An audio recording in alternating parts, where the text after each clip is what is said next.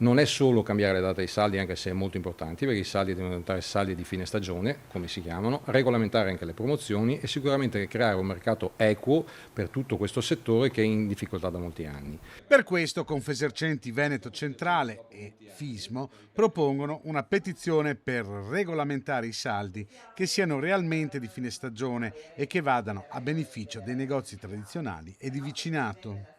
I tre pilastri fondamentali sono delle regole chiare perché i saldi comincino più avanti, delle regole che mettano tutte le attività commerciali, non solo i piccoli commercianti, ma anche le grandi piattaforme e le grandi strutture, e questa bagarre di sconti e vendite promozionali tutto l'anno, che ci sia una regolamentazione, perché il consumatore finale ormai non sa più quali siano i saldi e quali siano le promozioni. I commercianti intanto si preparano ai saldi estivi 2026 che a Padova e in Veneto partiranno sabato prossimo.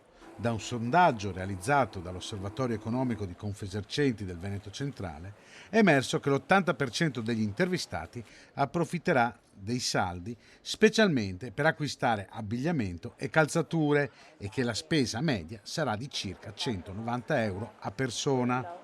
Resta però molta la confusione tra promozioni speciali e saldi, tanto che il 54% delle persone afferma di non riuscire a distinguerli. Certo, i presaldi sono un nuovo termine che utilizziamo nell'ultimo periodo. Ci sono dei saldi, devono essere regole uguali per tutti, che va sia dal commerciante, dalla grande distribuzione e anche sul web. Quindi nel momento in cui definiamo che sono saldi di fine stagione o sono promozioni o sono vendite speciali, devono essere ben determinate, regolamentate, in modo che ci sia una concorrenza sì leale e equa per tutti.